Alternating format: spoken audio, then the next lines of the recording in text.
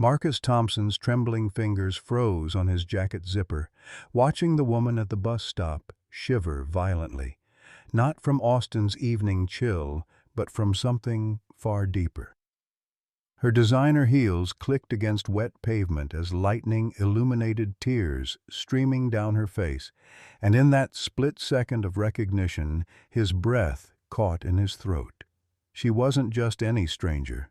The business card clutched in her manicured hand bore the Sterling Pharmaceuticals logo that had haunted his nightmares for 3 years. The same company that killed his wife. A security camera's red light blinked overhead, recording every second as Marcus pulled off his only jacket, the one with Linda's wedding ring sewn into the lining, the one that still smelled like sawdust and broken dreams. Victoria Sterling, the billionaire CEO whose experimental cancer drug had destroyed his family, stood 5 feet away, completely unaware that fate had just delivered her victim's husband into her path. "Here," he whispered, his voice cracking with unspoken grief.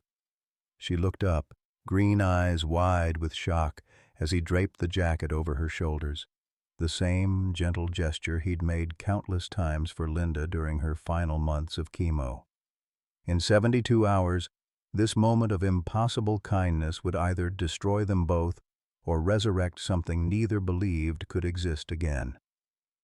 Leave a like and share your thoughts in the comments along with the city you're watching from now. Let's continue with the story. The weathered chrome of the 1998 Chevy van caught the first rays of dawn as Marcus Thompson stirred awake in the driver's seat, his neck cramped from another night spent sleeping upright. Through the cracked windshield, he could see the sprawling warehouses of East Austin, a world away from the gleaming downtown towers where people like Victoria Sterling lived their untouchable lives. His calloused hands reached instinctively for the thermos of lukewarm coffee wedged between the seats, the same ritual he'd performed every morning for the past 18 months since losing everything that mattered. At 42, Marcus had once commanded construction crews building Austin's skyline, earning $85,000 a year and coming home each evening to Linda's laugh echoing through their 3-bedroom house in Cedar Park. Danny would race to the door, blueprint drawings clutched in small hands, chattering about the castles and spaceships he'd designed for them to build together someday. Those drawings now covered the van's ceiling like a paper constellation, taped there during their final weeks together before social services deemed a vehicle unfit for a minor. The medical bills had started innocently enough, routine oncology visits that insurance mostly covered, but when Linda's condition worsened and standard treatments failed, desperation had driven them toward experimental options. Oncozine, the miracle drug from Sterling Pharmaceuticals, promised hope for terminal patients like Linda. The clinical trial required no payment up front, just signed waivers and blind faith in pharmaceutical innovation.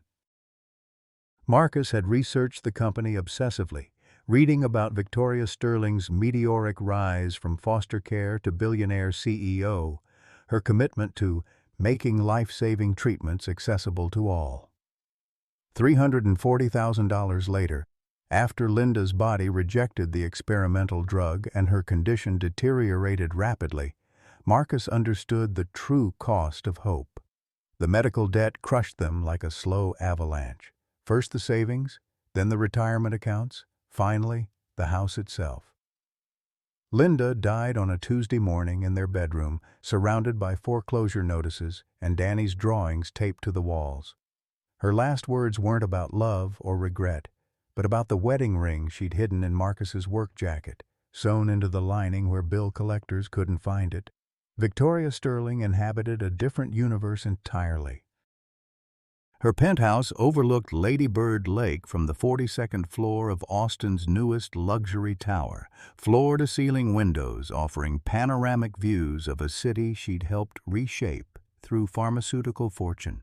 At 38, she commanded a $2.8 billion empire built on the promise of healing, her face gracing Forbes covers as the orphan who conquered cancer.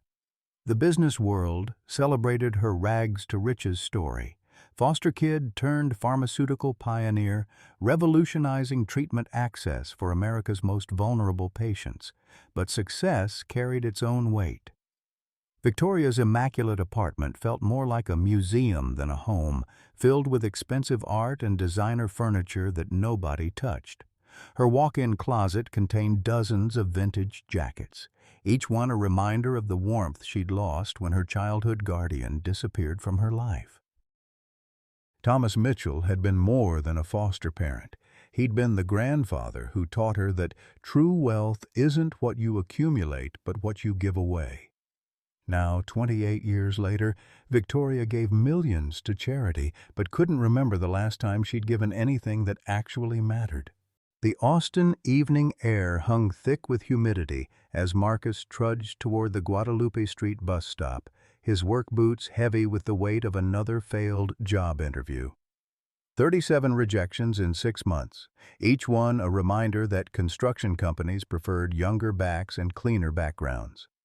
The manila folder tucked under his arm contained copies of the same resume that once opened doors, now marked with coffee stains, and the desperate hope of a man running out of time. Victoria's Lexus had died 3 blocks from her downtown office, the hybrid engine choosing the worst possible moment to surrender. Her phone battery had given out an hour earlier during back-to-back board meetings, leaving her stranded in a part of Austin she'd only seen through tinted car windows. The approaching thunderclouds promised the kind of sudden downpour that turned Texas streets into temporary rivers, and her silk blouse offered about as much protection as tissue paper. She reached the bus stop just as the first fat raindrops began to fall, her designer heels clicking an unsteady rhythm on the cracked pavement. The covered area reeked of diesel fumes and disappointment, graffiti tags covering every surface like urban hieroglyphics. A single fluorescent light flickered overhead, casting intermittent shadows that made the evening feel more ominous than it should. Marcus noticed her immediately. Not because of her obvious wealth, but because of the way she held herself, arms wrapped tightly around her torso like armor. He'd seen that posture before, in hospital waiting rooms and social services offices, the stance of someone trying to hold themselves together through sheer force of will. When the thunder cracked overhead, she flinched so violently that she nearly lost her footing. "Ma'am, you okay?" The words left Marcus's mouth before he could think better of them. His grandmother had raised him to notice when people needed help, especially when, he had nothing to offer. Victoria looked up at him with startled green eyes, taking in his worn flannel shirt and the tiredness etched into his face. "I'm fine," she lied, the same response she'd given in boardrooms and therapy sessions for years. But the tremor in her voice betrayed her, memories of another thunderstorm clawing their way to the surface. The rain began in earnest then, driving sideways under the inadequate shelter. Marcus watched Victoria shiver, her expensive clothes no match for Austin's unpredictable weather. His jacket wasn't much, faded denim with a construction company logo that no longer existed, but it was warm and dry. More importantly, it was all he had left to give. "Here." He shrugged out of the jacket without ceremony, the cold immediately biting through his thin flannel shirt. "You need this more than I do." Victoria stared at the offered jacket as if it were a foreign object. "I can't take your coat. You'll freeze." "Already froze a long time ago," Marcus said quietly, draping the jacket over her shoulders before she could protest further. "Some things you don't come back from, but that doesn't mean you stop trying to do right by people." The jacket engulfed her smaller frame, carrying scents of sawdust and fabric softener and something indefinably masculine that made her throat tighten. When she slipped her hands into the pockets, her fingers encountered something unexpected. A folded piece of paper, soft with age and handling. Curiosity overrode manners as she pulled out the paper and unfolded it carefully. The drawing was clearly a child's work, done in bright crayons on construction paper. Two stick figures stood beside a house with a triangle roof and square windows. The larger figure labeled Dad in uneven letters, the smaller one, Me. But it was the detail that made Victoria's breath catch, architectural elements too sophisticated for a child's random scribbling. Floor plans, sketched in the margins, proper proportions, even tiny measurements written in a careful hand. "This is beautiful," she whispered, studying the drawing with an intensity that surprised them both. "Your son?" Marcus nodded, his throat too tight for words. Danny had drawn that picture during their last week in the house, a blueprint for the future they'd planned to build together. The boy had always possessed an engineer's mind, seeing structures and possibilities where others saw only empty space. "He's talented," Victoria continued, something familiar stirring in her memory. The drawing reminded her of something, though she couldn't place what. "How old is he?" 16 now. "Lives with a foster family in Round Rock." The words came out flat, matter-of-fact, but Victoria caught the pain underneath. "Good people. Better than what I can give him right now." The bus arrived with a hiss of air brakes and diesel exhaust, its headlights cutting through the rain like lighthouse beams. Victoria stood reluctantly, still clutching the drawing and wearing Marcus's jacket like a lifeline. "I can't keep this," she said, starting to remove the jacket. "You can," Marcus insisted, stepping back. "Sometimes the only thing left is what you choose to give away." As the bus doors opened, Victoria reached into her purse and pressed a business card into his palm. "In case you ever need anything," she said, the words automatic but somehow more meaningful than usual. Marcus pocketed the card without looking at it, watching as Victoria climbed onto the bus. Through the rain-streaked window, he caught a glimpse of her face as the vehicle pulled away, not the composed mask of wealth and success, but something raw and grateful and deeply sad. Standing alone in the rain, Marcus realized he'd given away more than just a jacket. He'd given away the last piece of his old life, and somehow it felt like the first step toward whatever came next. Victoria's penthouse felt different that night, as if the jacket hanging on her bedroom chair had somehow altered the apartment's molecular structure. She'd tried removing it twice, but each time her hands betrayed her, smoothing the worn denim instead of putting it away. The drawing lay spread across her glass dining table, Danny's careful crayon strokes illuminated by the city lights 42 floors below. Something about those precise architectural details nagged at her consciousness like a half-remembered song. Sleep eluded her completely.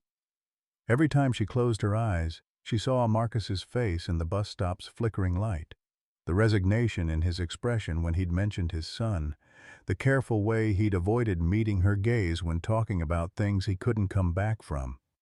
At 3 in the morning, she found herself in her study, fingers flying across her laptop keyboard with an urgency she couldn't explain.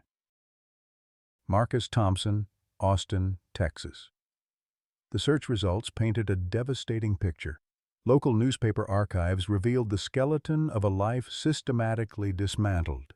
Cedar Park family loses home to medical debt. Construction engineer seeks new start after personal tragedy. Foster care system overwhelmed as economic hardship separates families. Each headline was a surgical strike to Victoria's chest, but she kept digging, compelled by something beyond mere curiosity. The medical records required deeper access, the kind that her position at Sterling Pharmaceuticals could provide if she was willing to cross certain ethical lines. Victoria hesitated for only a moment before entering her executive credentials into the patient database. What she found made her physically ill. Linda Marie Thompson, patient number 47 in the Oncozine clinical trial. Admitted with stage 3 ovarian cancer, prognosis hopeful with experimental treatment. The progression notes read like a horror story in medical terminology. Patient experiencing severe adverse reactions. Family expressing concerns about medication efficacy. Continued treatment despite mounting complications per protocol requirements. Victoria's signature appeared on the final approval document, authorizing the trial's continuation despite safety concerns raised by the primary care team. She remembered that day now.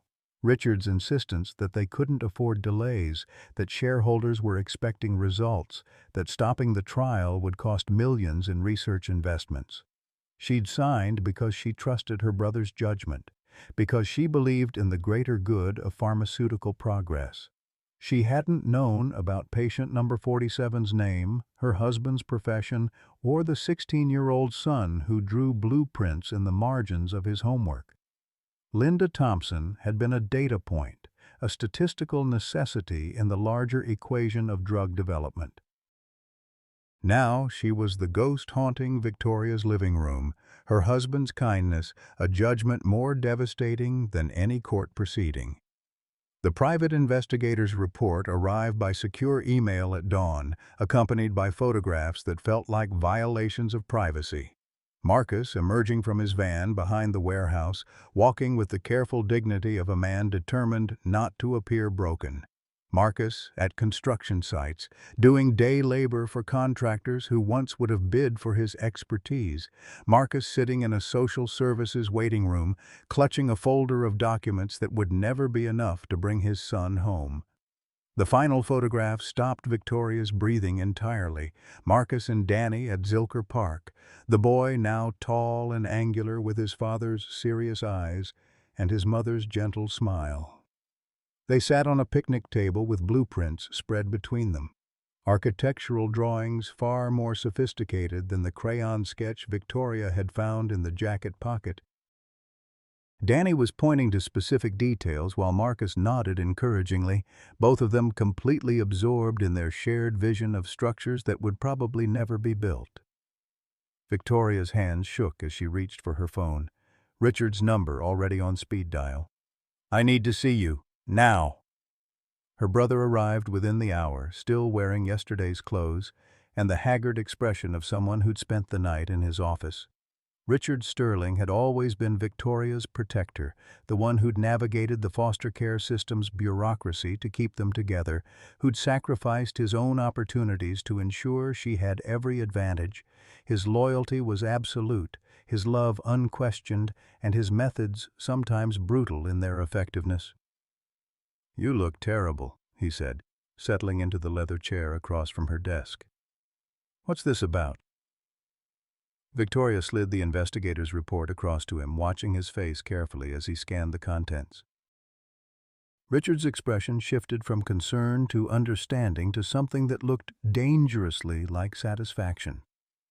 "The homeless man from the bus stop," he said finally. "You've had him investigated."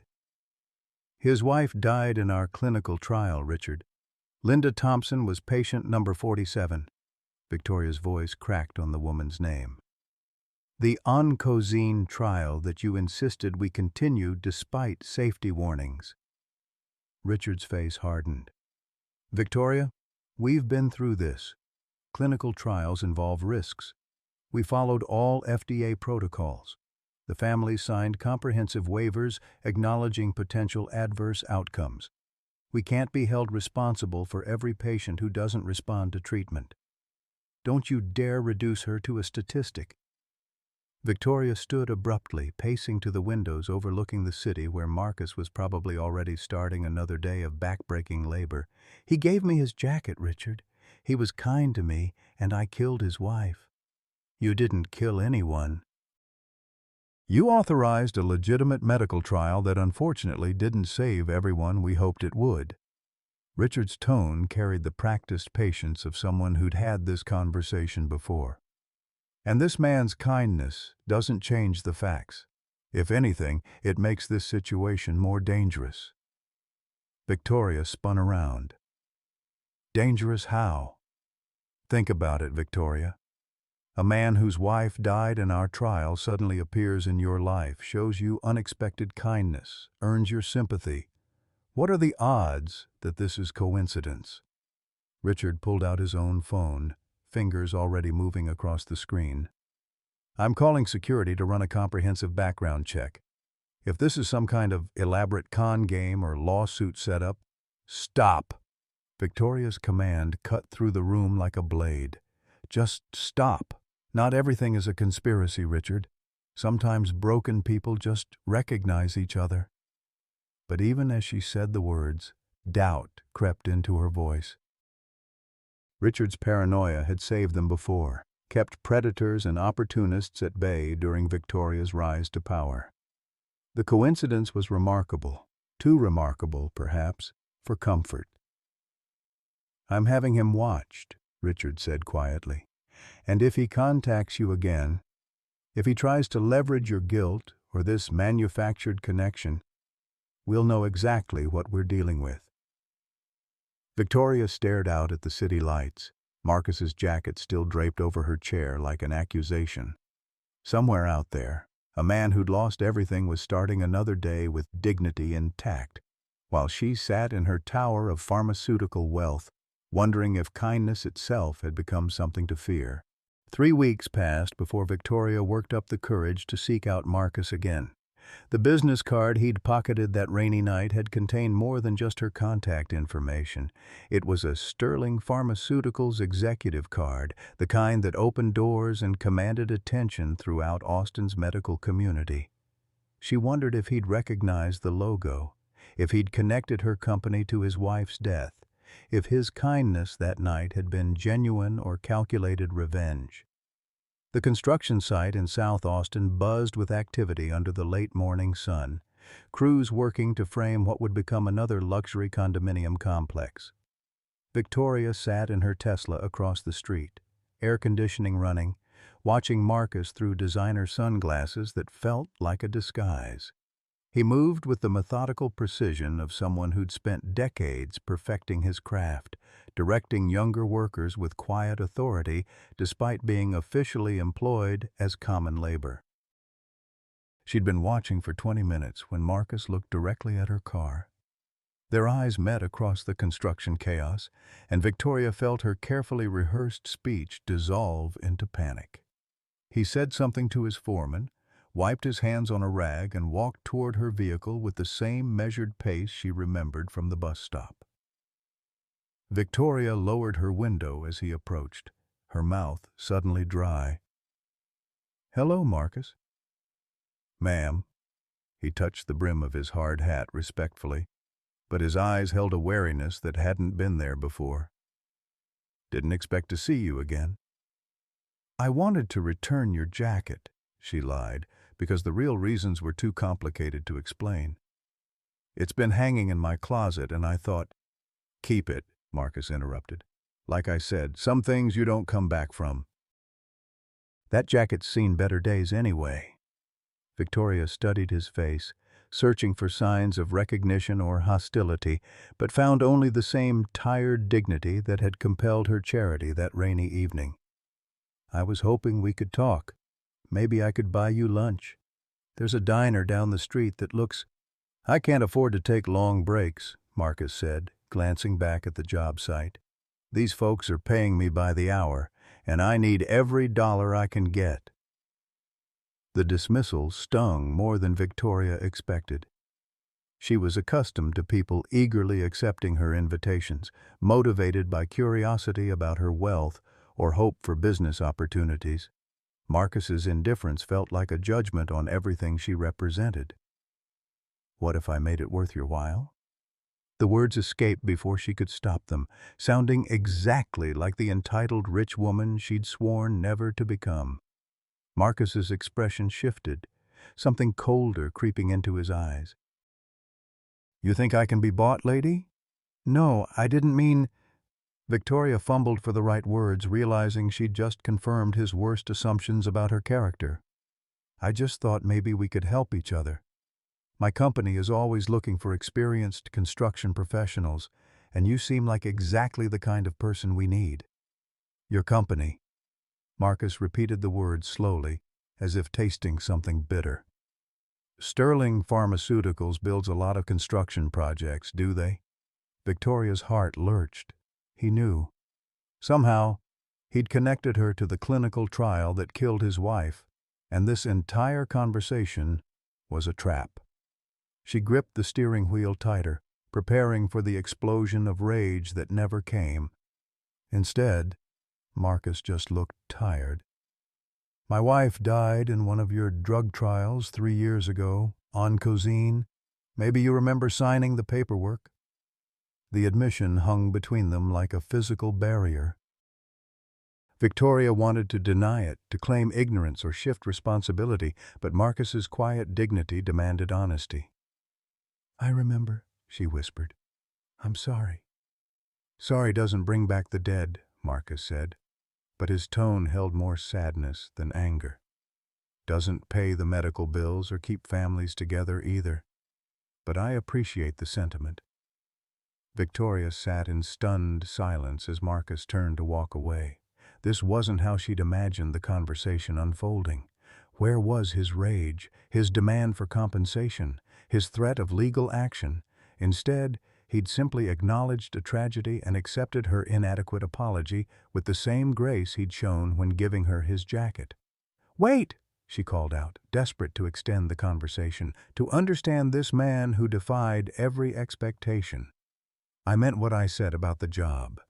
My company has a corporate responsibility initiative, and we need someone to oversee workplace safety and employee welfare programs. The salary is substantial, enough to provide stability for your family." Marcus stopped walking but didn't turn around. "Why would you offer me a job knowing what you know?" "Because you gave me your jacket," Victoria said simply. "Because you chose kindness when you had every reason to choose bitterness. Because I think we could build something meaningful together." This time Marcus did turn around, studying her face with the intensity of someone trying to read fine print in dim light. "What kind of salary are we talking about?" $120,000 annually, plus benefits and housing assistance. Victoria had decided on the figure during her sleepless nights, enough to reunite Marcus with his son while avoiding the appearance of guilt-motivated charity. Marcus was quiet for so long that Victoria wondered if he'd heard her correctly. When he finally spoke, his voice was carefully controlled. "That's more than I made as a site supervisor." "Why that much?" "Because you're worth it," Victoria said, meaning it more than any business decision she'd made in years. "Because your experience with loss gives you insight that our executives lack. Because you understand what it means when our decisions affect real people's lives. And because you feel guilty about my wife." Victoria met his gaze directly. "Yes, that too." The honesty seemed to surprise them both. Marcus walked back to her car, leaning down to speak through the window. "I'll need time to think about it. This job, it wouldn't be charity. It would be exactly what I described. You'd report directly to me, attend board meetings, review policies for human impact. You'd have real authority to make changes that matter." Victoria paused, choosing her next words carefully. "And Marcus, if you take this job, it won't be because I'm trying to buy forgiveness. It'll be because you earned it by being the kind of man who gives away his only coat to a stranger." Marcus straightened, looking back at the construction site where his coworkers were watching with undisguised curiosity. "I'll call you tomorrow with my answer." As he walked away, Victoria felt something shift inside her chest. Not the guilt that had driven her to find him, but genuine hope that she might finally use her resources for something more meaningful than quarterly profit reports. That evening, Marcus sat in his van with Victoria's business card in one hand and his phone in the other. Danny's foster parents had agreed to a video call, and his son's face filled the small screen with the kind of excitement that made Marcus's chest ache. "Dad, you should see what I'm working on for the engineering fair," Danny said, holding up a detailed architectural model. "It's a sustainable housing design for families experiencing financial hardship. Mrs. Patterson says if I win the state competition, I might get scholarship offers from UT." Marcus studied the model, recognizing his own influence in the careful attention to structural integrity and his wife's artistic eye in the elegant proportions. "Your mom would be proud, son. That's beautiful work." I was thinking, Danny continued, his voice carrying the careful optimism of a teenager trying not to hope too hard. Maybe if you get that job you mentioned, we could work on a real project together someday. Like a house or something. The job.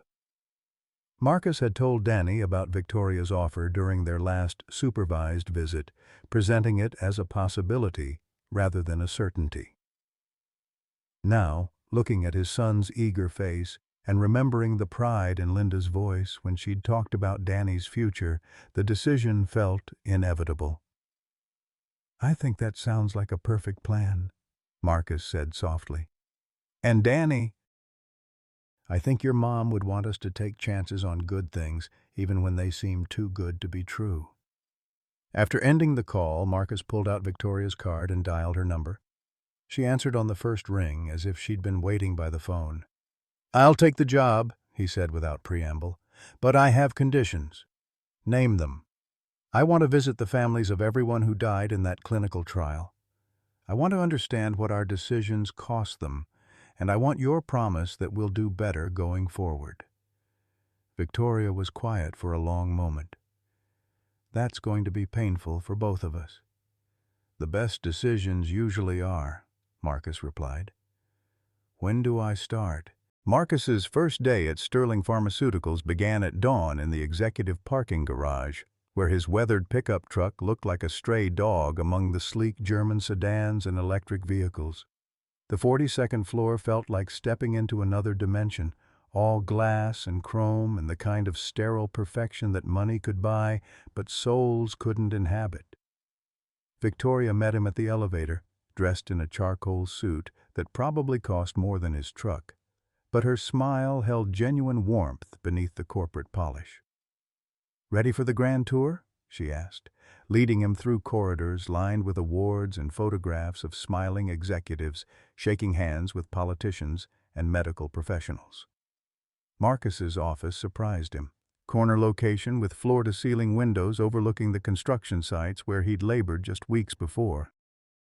The desk was real wood, not laminate, and someone had placed a small, succulent plant by the window, its green leaves reaching toward the morning light.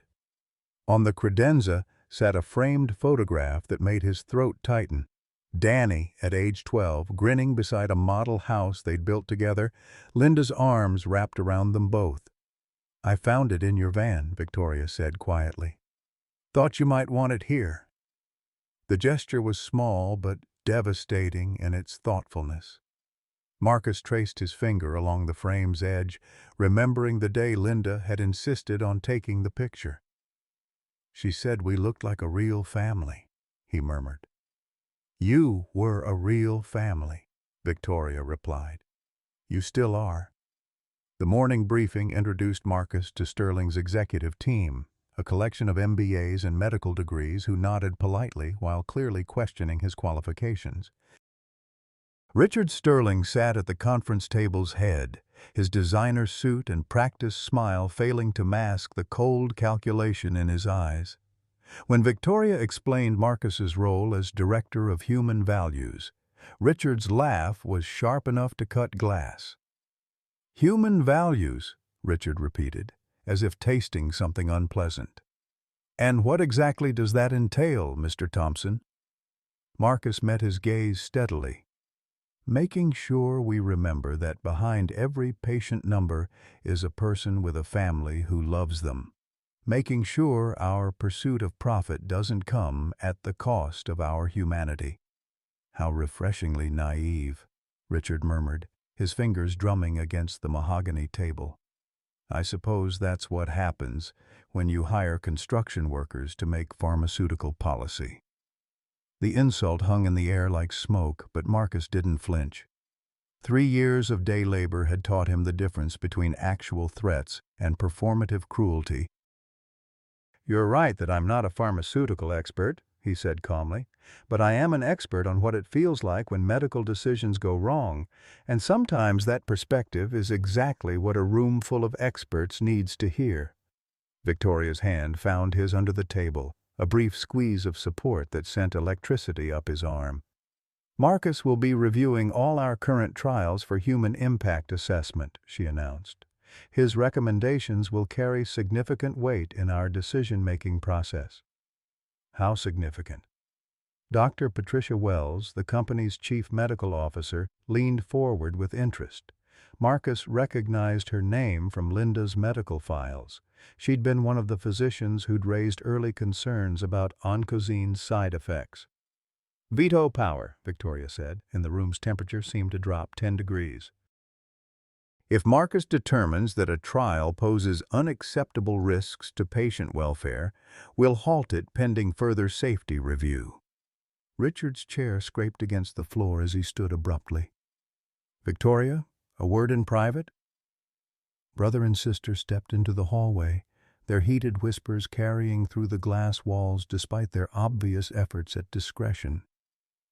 Marcus caught fragments. Liability nightmare. Emotional manipulation. Corporate suicide. When they returned, Richard's smile had transformed into something predatory. "Welcome to the team, Marcus," he said with exaggerated warmth. "I'm sure you'll find working here quite educational." The rest of the morning passed in a blur of employee introductions and policy briefings. Marcus's secretary, a kind woman named Sarah Chen, who reminded him of Danny's favorite teacher, walked him through the labyrinthine filing system that contained decades of clinical trial data. Each folder represented hundreds of patients, thousands of families, millions of dollars in research investments. "The oncozine files are in the secure archives," Sarah mentioned casually as they toured the records room. Ms. Sterling had them transferred there after the trial concluded. Special access required. Marcus's pulse quickened. What kind of special access? Executive authorization from both Ms. Sterling and Mr. Sterling. Company policy for any trials involving fatalities or major adverse events. Sarah's voice carried careful neutrality, but her eyes held sympathy.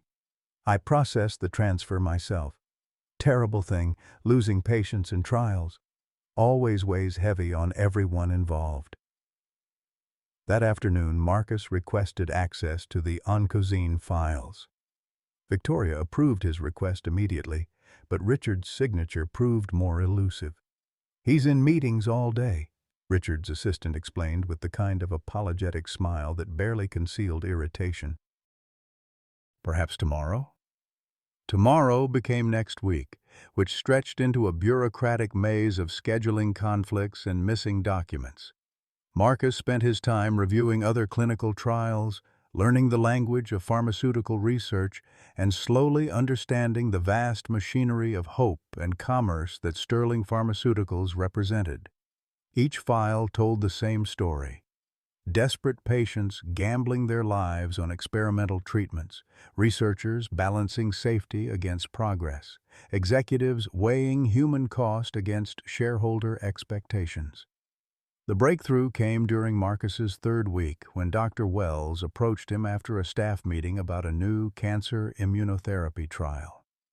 "Walk with me," she said quietly, leading him to the building's rooftop garden where surveillance cameras couldn't capture their conversation.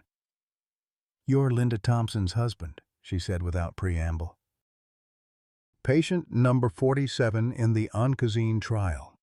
Marcus nodded, unsurprised that she'd made the connection. "You tried to stop the trial. I saw your recommendations in the preliminary files." "Not hard enough." Patricia's voice carried 3 years of professional regret. "The safety signals were there from the beginning: cardiac complications, liver dysfunction, autoimmune reactions. But the early efficacy data was so promising, and the potential market so enormous. We told ourselves the benefits outweighed the risks." "What changed your mind?" Patricia was quiet for a long moment, staring out at the Austin skyline. "Patient number 23 coded during her 4th infusion. 26 years old, 2 babies at home, responded beautifully to treatment until her heart just stopped. We got her back, but barely. I went to Richard with my concerns, begged him to pause enrollment pending further safety analysis." "What did he say?" "That we couldn't afford delays." that competitors were breathing down our necks, that the greater good sometimes required difficult choices. Patricia turned to face Marcus directly. 3 patients died before we finally terminated the trial. Linda was the last. Marcus felt the familiar weight settle in his chest, the grief that had never fully healed despite 3 years of practice. Could she have been saved? If we'd acted on the early warning signs, if we'd prioritized caution over speed to market? Patricia's eyes were bright with unshed tears. Yes, Linda and the others might still be alive. The admission hung between them like a bridge. Marcus wasn't sure he was ready to cross. Forgiveness felt like betrayal of Linda's memory, but hatred was a burden he'd grown tired of carrying. Why are you telling me this now? Because Victoria is falling in love with you, Patricia said simply, and because she doesn't know the full truth about what her brother did to push that trial through. She signed the final authorization, but Richard fed her false safety data and incomplete adverse event reports. He made her complicit in something she never would have approved if she'd known the real risks. Marcus stared at the woman who'd tried to save his wife, understanding finally that the enemy he'd imagined, a heartless corporation grinding human lives into profit, was far more complicated than his grief had allowed him to see. "What do you want me to do with this information?" "That's up to you," Patricia replied. "But Marcus, Victoria Sterling is a good woman who's been manipulated by someone she trusts completely. Whatever you decide about her, make sure you're deciding based on truth, not the version of truth that Richard wants you to believe." The revelation hit Marcus like a physical blow, leaving him standing on the rooftop garden with his world view cracking along fault lines he hadn't known existed. For 3 years, he'd carried Victoria Sterling's signature in his mind like a brand of betrayal. The billionaire CEO who'd prioritized profits over patients, who'd signed his wife's death warrant with expensive ink and corporate indifference. Now, Dr. Wells was telling him that Victoria had been deceived as thoroughly as the families who'd trusted Sterling Pharmaceuticals with their loved ones' lives. Marcus found Victoria in her office that evening, working late as usual, her desk lamp casting a warm circle of light in the darkened executive suite. She looked up as he entered, her face brightening with the kind of genuine pleasure that had become dangerously familiar over the past month. They'd fallen into an easy rhythm of shared dinners and long conversations, professional collaboration gradually warming into something deeper and more complicated. "How was your first board meeting?" she asked, setting aside the quarterly reports she'd been reviewing. "Richard said you asked some pointed questions about our clinical trial protocols." Marcus settled into the chair across from her desk, studying her face for signs of deception or guilt. He found only the same weary determination that had drawn him to her from the beginning, a woman trying to build something meaningful from inherited wealth and corporate machinery. "Victoria, we need to talk about the Oncozine trial." The light in her eyes dimmed slightly. "I was wondering when you'd want to discuss it directly." "I know it's painful, but I think it's important that we—" "Did you know that Richard withheld safety data from you before you signed the final authorization?" Marcus interrupted, watching her face carefully as the words landed. Victoria went very still, her fingers freezing on the pen she'd been unconsciously twirling. "What do you mean?" "Dr. Wells told me today that she raised serious safety concerns about cardiac complications and autoimmune reactions early in the trial. She says she brought detailed reports to Richard, begging him to pause enrollment for further analysis." Marcus kept his voice level, clinical, as if he were discussing someone else's tragedy. "Richard told her they couldn't afford delays and buried her recommendations." "That's not possible," Victoria said slowly, but uncertainty crept into her voice. "I reviewed all the safety data personally. The adverse event reports showed manageable side effects well within acceptable parameters for experimental cancer treatments." Marcus pulled out his phone and showed her the photos he'd taken of Dr. Wells's original safety reports. documents that had somehow never made it into Victoria's review materials. The images were damning. Detailed analyses of patient complications, recommendations for immediate trial suspension, Richard's handwritten notes in the margins dismissing concerns as premature and market-driven hysteria. Victoria's face went white as she scrolled through the images, her breath coming in short, sharp bursts. "These reports are dated 2 weeks before I signed the authorization. Richard told me the safety committee had given unanimous approval for continuation." Her hands trembled as she set the phone down. He said Dr. Wells was being overly cautious, that her concerns had been thoroughly reviewed and found groundless. "Linda was patient number 47, Marcus said quietly. "The last one to die before the trial was finally terminated.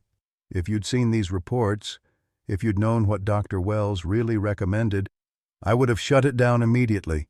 Victoria's voice cracked like ice under pressure. "Marcus, you have to believe me. I never would have authorized continuation if I'd known the real risks. The reports I saw made it look like routine complications within expected parameters." Marcus believed her. The anguish in her voice was too raw to be manufactured, her shock too genuine to be performance.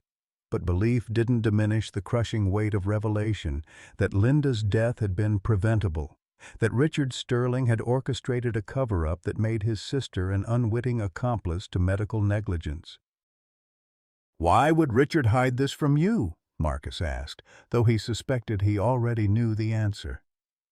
Victoria stood abruptly, pacing to the windows that overlooked Austin's glittering skyline. "Because he knew I'd choose patient safety over profit margins. Because he knew I'd rather lose money than lose lives." She pressed her palms against the glass, her reflection ghost-like in the dark window. "My brother has always been protective. Sometimes that protection crosses lines I'm not comfortable with. Protective enough to manipulate clinical trial data. Protective enough to think he knows what's best for me better than I do." Victoria's laugh was bitter, full of years of frustrated autonomy. "Richard raised me after our parents died. He sacrificed his own opportunities to make sure I had every advantage. In his mind, protecting Sterling Pharmaceuticals means protecting me, regardless of the collateral damage."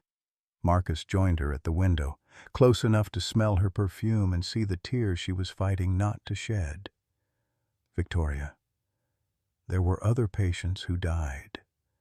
Families like mine who lost everything because of decisions made in boardrooms they'll never see. Don't you think they deserve to know the truth?" "Yes," she whispered. "They deserve justice, compensation, acknowledgement of what was done to them. But Marcus, if we expose Richard's cover-up, it won't just destroy him. It'll destroy Sterling Pharmaceuticals. Thousands of employees will lose their jobs. Research into life-saving treatments will stop. The good we're trying to do going forward will be built on a foundation of lies," Marcus finished. "Victoria, I've spent 3 years believing that you personally signed my wife's death warrant. Learning that you were deceived doesn't bring Linda back, but it changes everything about what justice looks like."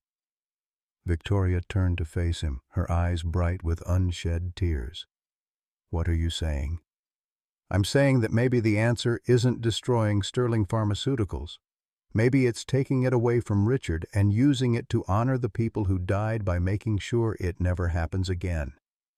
Marcus reached for her hands, finding them cold despite the office's warmth. "But that means you have to be willing to fight your own brother for control of the company." "Richard will never give up without a war," Victoria said softly. "He'll use every weapon at his disposal, including our personal relationship. He'll try to destroy you to get to me." Marcus squeezed her hands gently. "Let him try.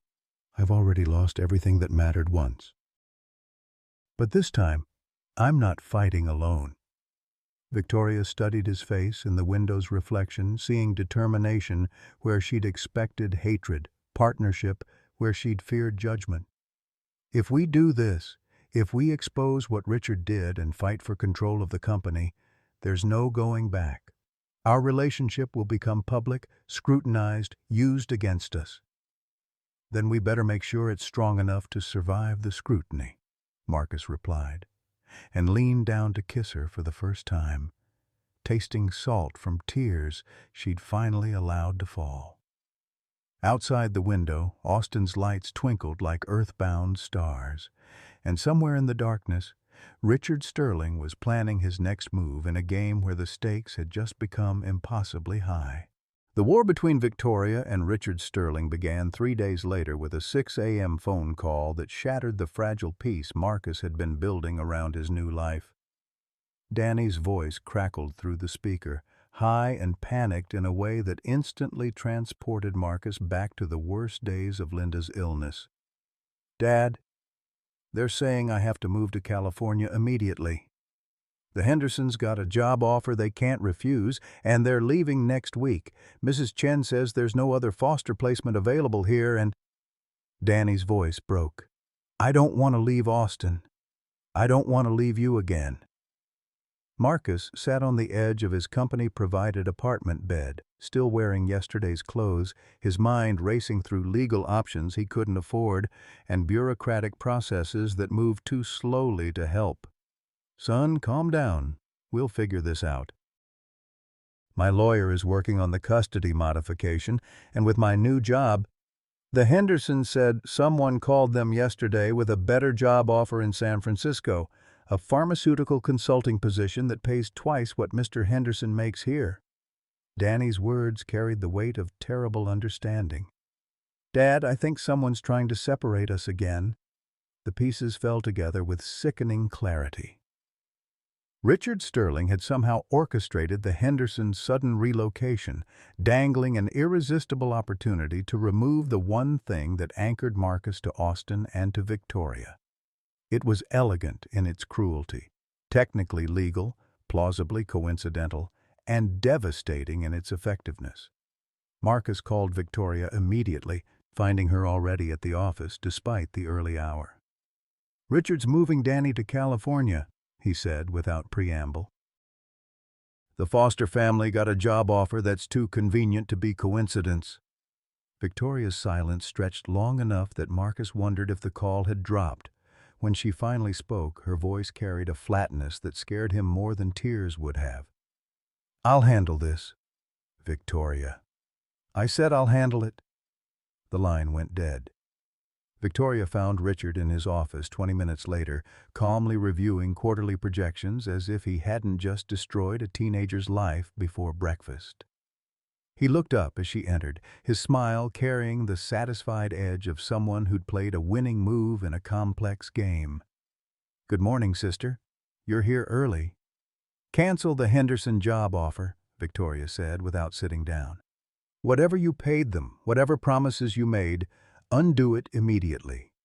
Richard leaned back in his leather chair, studying her with the calculating gaze that had once made her feel protected and now made her skin crawl. "I'm afraid I don't know what you're talking about. Are the Hendersons clients of ours? The name doesn't ring a bell." "Don't play games with me, Richard. Danny Thompson is 16 years old. He's been through enough trauma without you using him as a pawn in whatever sick strategy you're running." "Ah, the Thompson boy." Richard's tone carried mock enlightenment. "Yes, I did hear about the family's relocation. Unfortunate timing, but these things happen. Foster families have to make decisions based on their own best interests, not the convenience of biological parents who abandon their children." The accusation hit Victoria like a physical blow. Marcus didn't abandon Danny. He lost custody because of medical debt that our company helped create. "Our company," Richard repeated, savoring the words. "I'm glad you still remember that Sterling Pharmaceuticals is a family business, Victoria. Because your recent decisions suggest you've forgotten where your loyalties should lie." Victoria moved closer to his desk, her voice dropping to the dangerous quiet that every Sterling employee had learned to fear. "My loyalties lie with doing the right thing, something you've apparently forgotten in your obsession with protecting me from my own choices."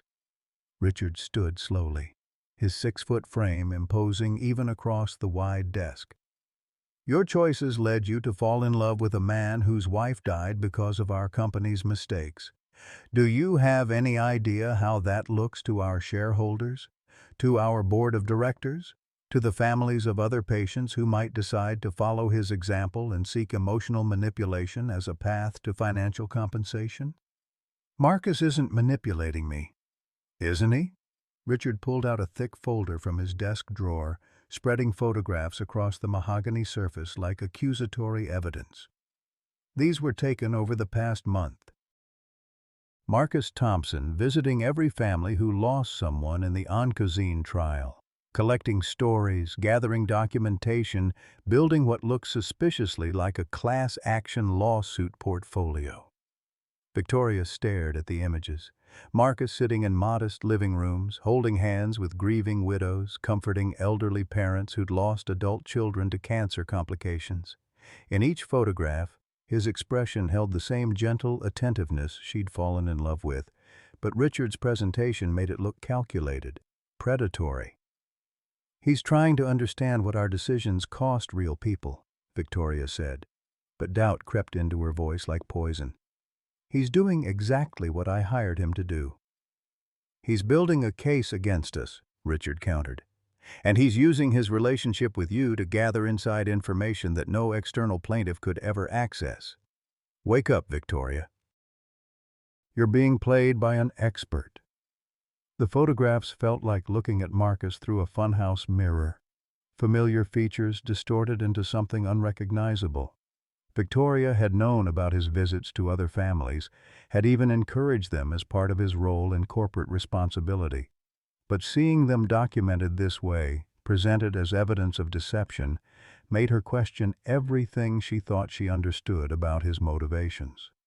"Even if that were true," she said slowly, "it doesn't justify using a child as leverage." "Sometimes children get caught in adult conflicts," Richard replied with casual cruelty. "It's unfortunate, but not unprecedented. The Henderson family received a legitimate job offer from a consulting firm that has no connection to Sterling Pharmaceuticals. If they choose to accept it, that's their decision to make."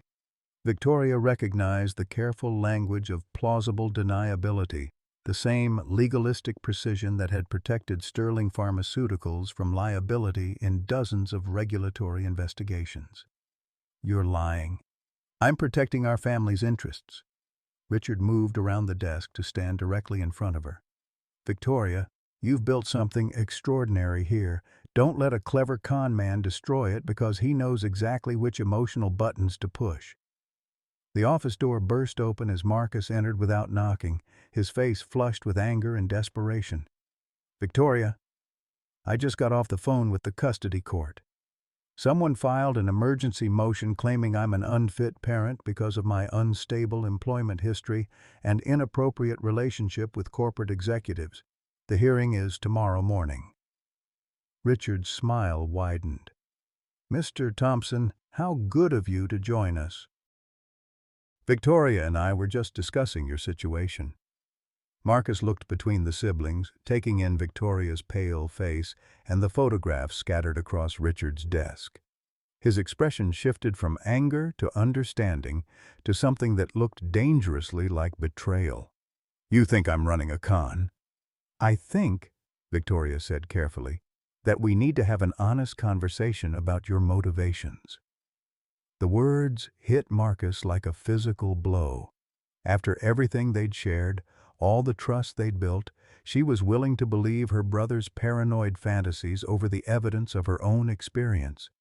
"My motivation," he said quietly, "was falling in love with a woman I thought was brave enough to fight for what's right.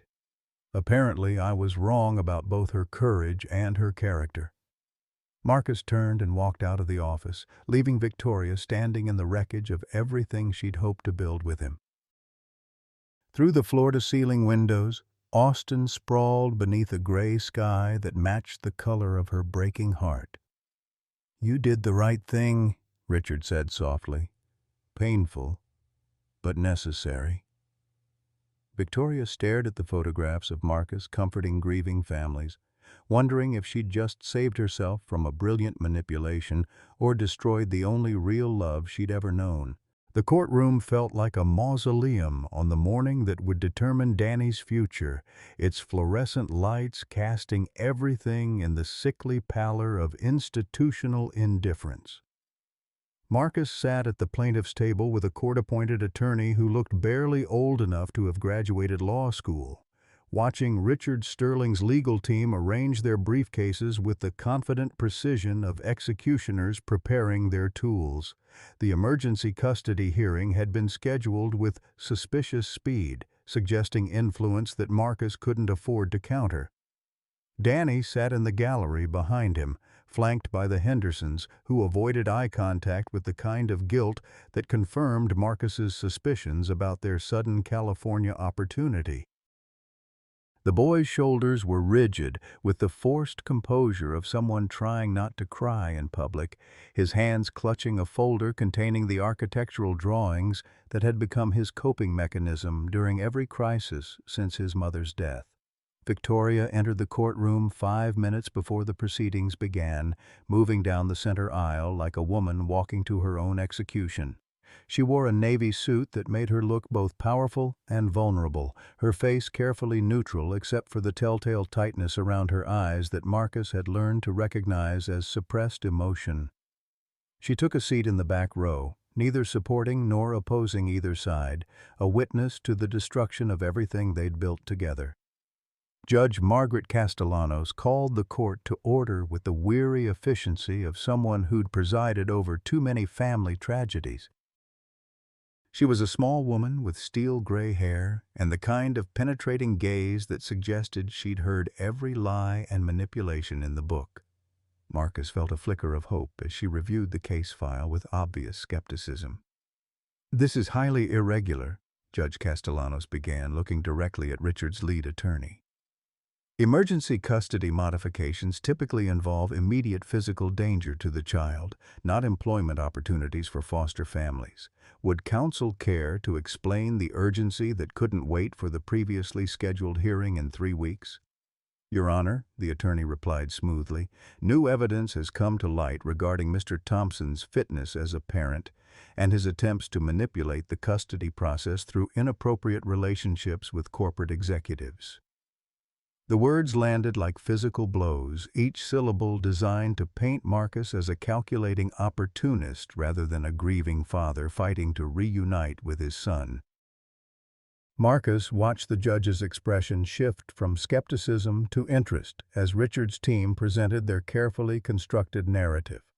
Mr. Thompson recently accepted employment with Sterling Pharmaceuticals, the same company whose experimental drug contributed to his wife's death, the attorney continued. He has since initiated a romantic relationship with the CEO, Victoria Sterling, while simultaneously conducting what appears to be investigation into the company's clinical trial practices.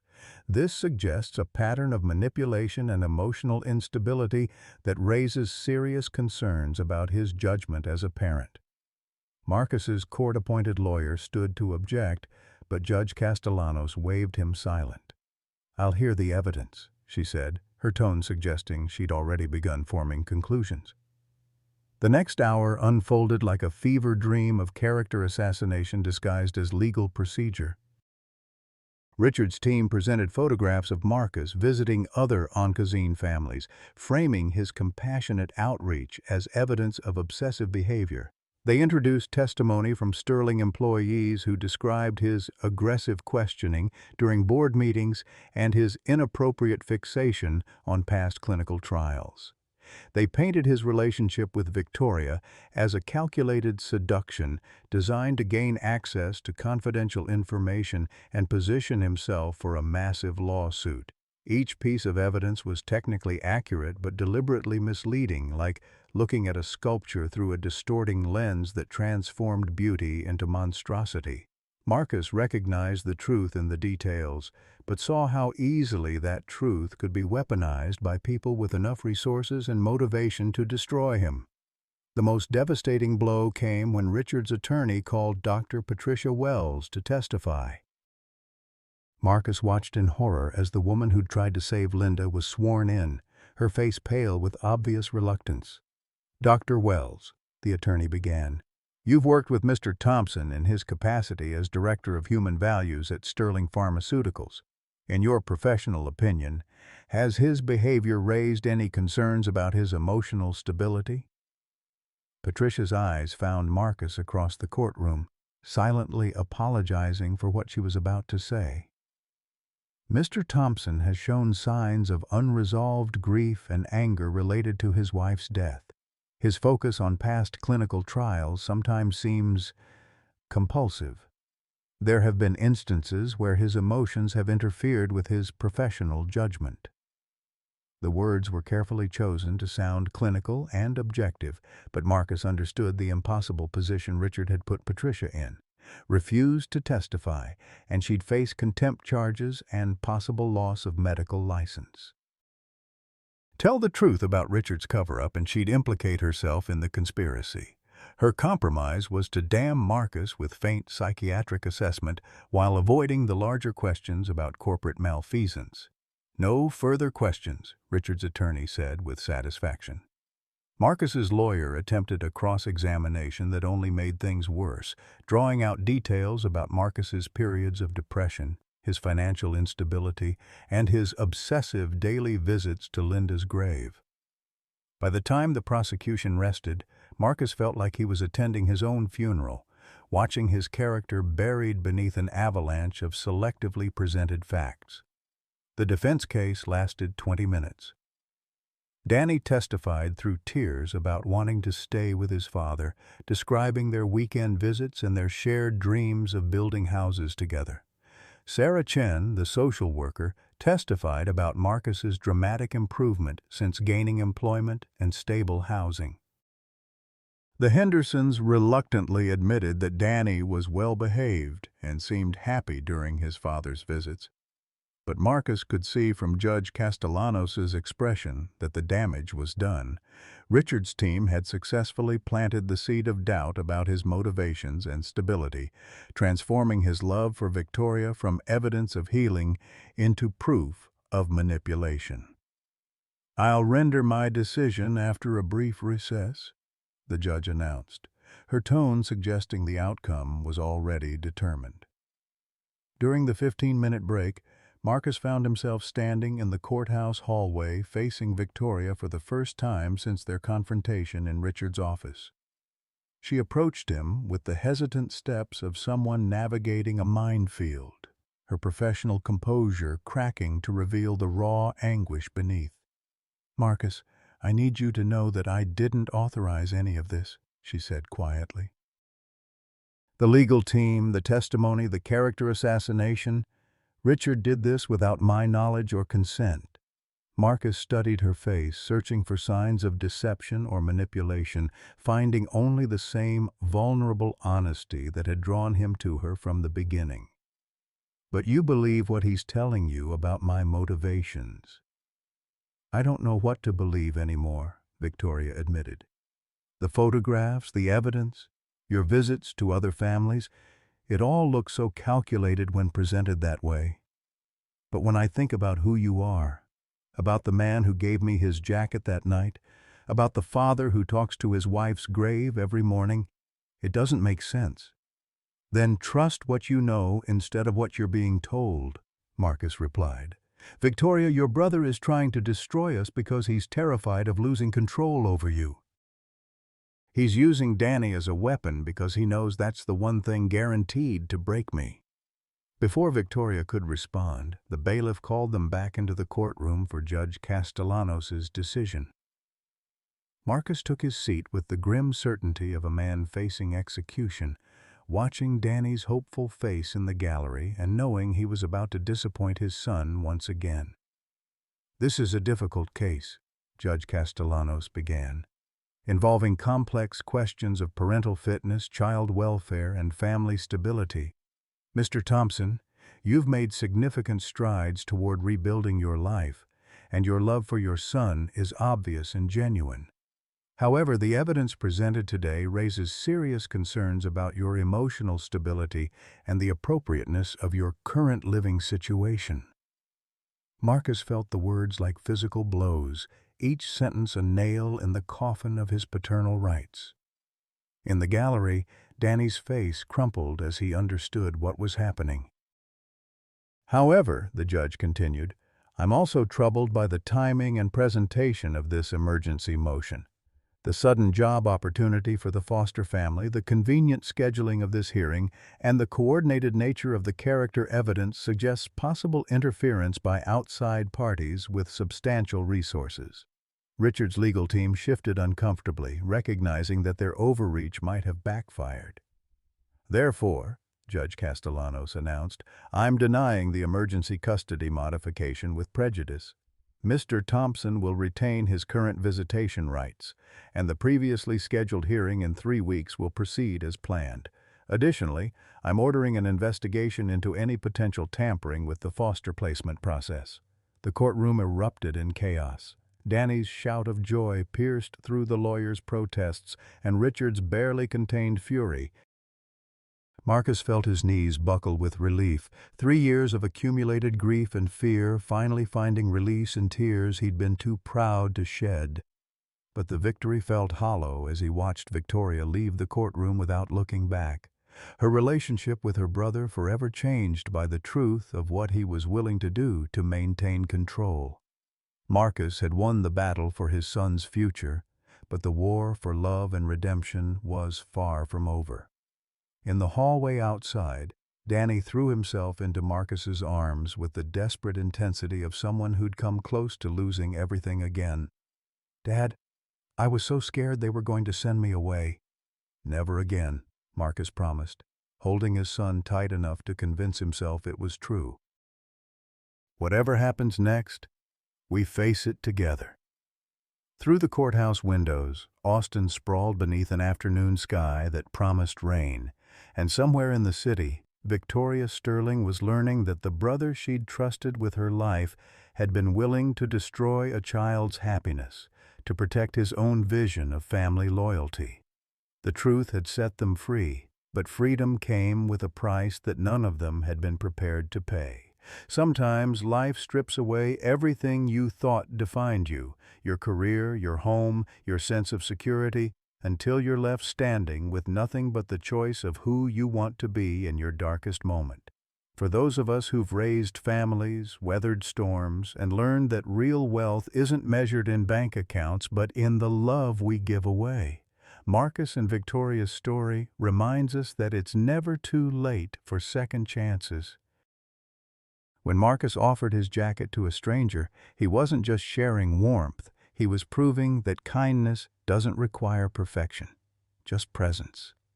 As we navigate our golden years, watching our children build their own lives and facing our own uncertainties about the future, we're reminded that the most meaningful legacy we can leave isn't financial inheritance, but the example of choosing compassion over bitterness, love over fear. Have you ever experienced a moment when someone's unexpected kindness changed everything for you? What small act of generosity have you witnessed or given that created ripples of hope you never expected?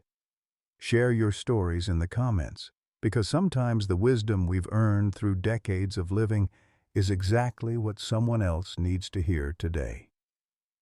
Marcus stood in the courthouse parking lot, holding Danny against his chest while watching Victoria's black sedan disappear into Austin traffic.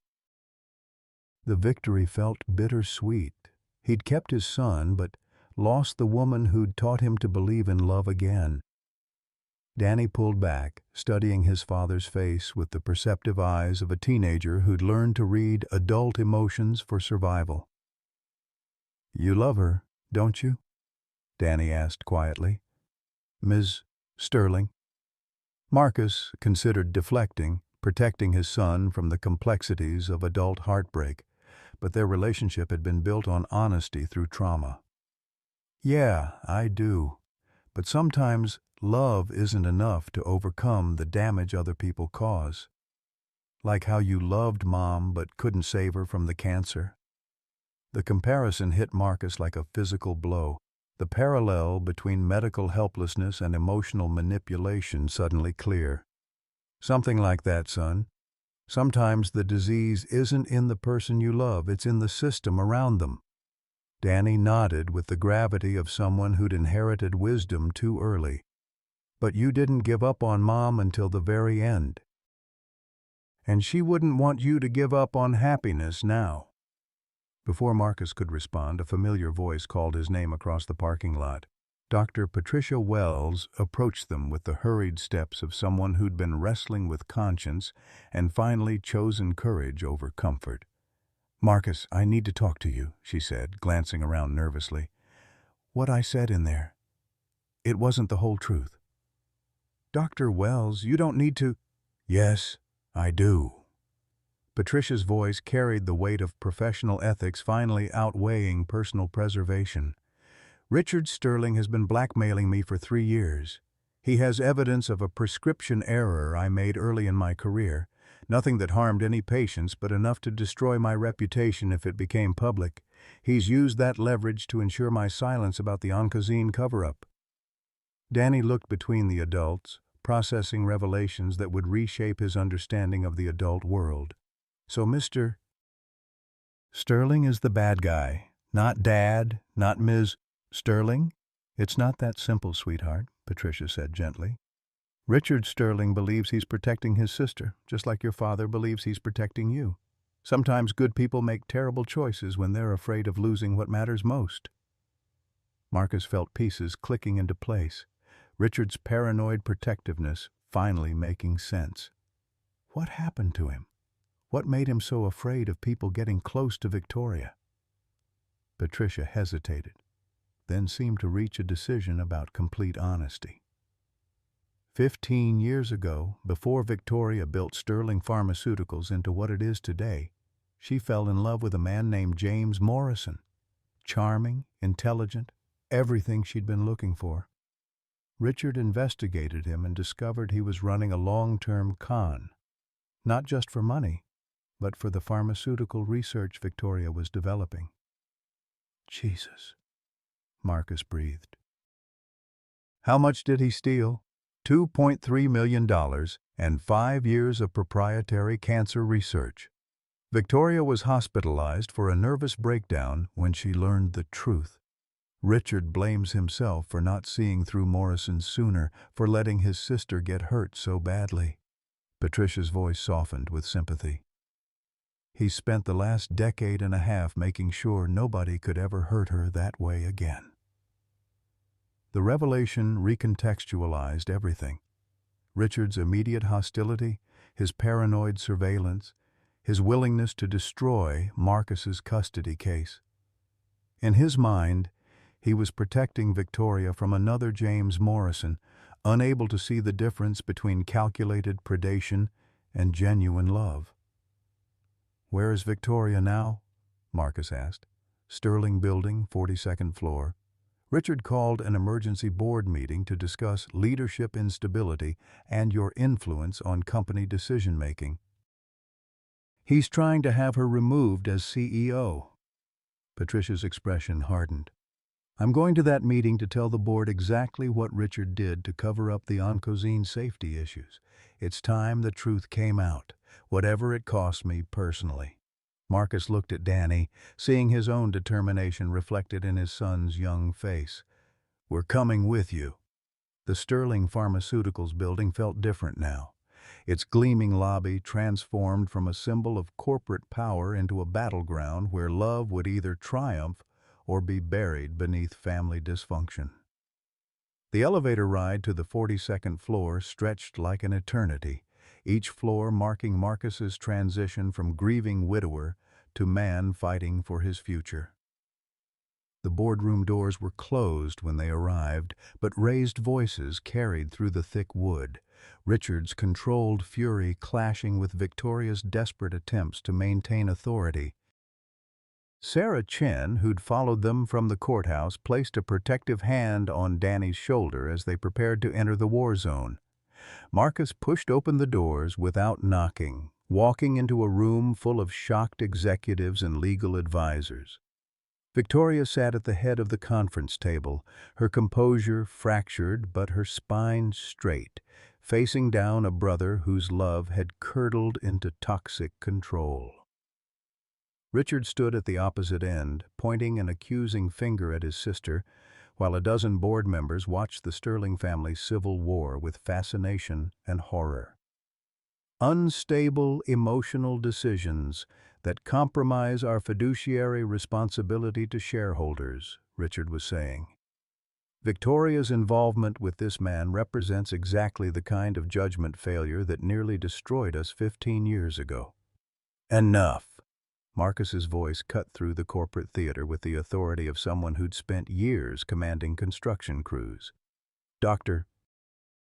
Wells has something to tell this board about your judgment, Richard. What followed was 20 minutes of corporate warfare disguised as executive deliberation. Patricia's testimony about the Oncozine cover-up sent shockwaves through the room, board members realizing they'd been complicit in medical negligence through willful ignorance. Richard's attempts to discredit her collapsed when she produced documented evidence of his blackmail attempts and evidence tampering. The coup de grace came when Danny stepped forward, his young voice steady despite the room full of powerful adults staring at him. My mom died because she trusted your company to tell the truth about medicine that could save her life. Mr. Sterling lied to his own sister and made her think she was making a safe choice. My dad isn't trying to hurt anybody, he's trying to make sure no other families go through what we did. The room fell silent, Danny's words carrying the moral authority that no legal argument could match. Victoria's eyes filled with tears as she looked at the boy who'd inherited his father's courage and his mother's compassion, understanding finally that love sometimes required the hardest choice of all, standing up to family. Richard, Victoria said quietly, you're fired. Security will escort you from the building. Your shares revert to company control pending investigation into your conduct. Richard's face went white, then red, cycling through emotions like someone processing an unthinkable betrayal. Victoria, you don't understand what you're doing. Without me, you'll make the same mistakes again. You'll trust the wrong people, get hurt, destroy everything we built together. Maybe, Victoria replied, standing to face her brother across the ruins of their relationship. But that's my choice to make. And Richard, I'd rather fail trying to do the right thing than succeed by destroying innocent people. Security appeared as if summoned by corporate telepathy. Two professional men in dark suits who approached Richard with the respectful efficiency reserved for fallen executives. As they escorted him toward the door, he stopped beside Marcus, his voice dropping to a whisper meant for Marcus alone. She'll break your heart eventually, Richard said. Rich women always do. The only difference is how much they take from you when they leave. Marcus met his gaze steadily. Maybe. But love always requires risking heartbreak. Your sister taught me that some risks are worth taking. After Richard's departure, the boardroom slowly emptied as executives fled the scene of corporate fratricide. Victoria remained seated at the conference table, staring at her hands as if they belonged to someone else, while Marcus and Danny approached with the careful steps of people entering a room where someone had died. Victoria, Marcus said gently, taking the seat Richard had vacated. Are you okay? She looked up at him with eyes that held exhaustion, relief, and something that might have been hope. I just destroyed my relationship with the only family I had left. Ask me tomorrow if I'm okay. You still have family, Danny said quietly, his words carrying the wisdom of someone who'd learned that family wasn't always about blood. You have us, if you want us. Victoria's composure finally cracked, tears streaming down her face as she reached for Danny's hand. I want that very much, she whispered. If your father can forgive me for doubting him. Marcus stood and moved around the table, gathering Victoria into his arms while Danny wrapped his arms around them both. There's nothing to forgive, Marcus said into her hair. "We all made mistakes. The difference is, we get to make better choices going forward." Outside the conference room windows, Austin's skyline stretched toward a horizon that promised storm clouds and sunshine in equal measure, a future as uncertain and hopeful as the family they were choosing to become.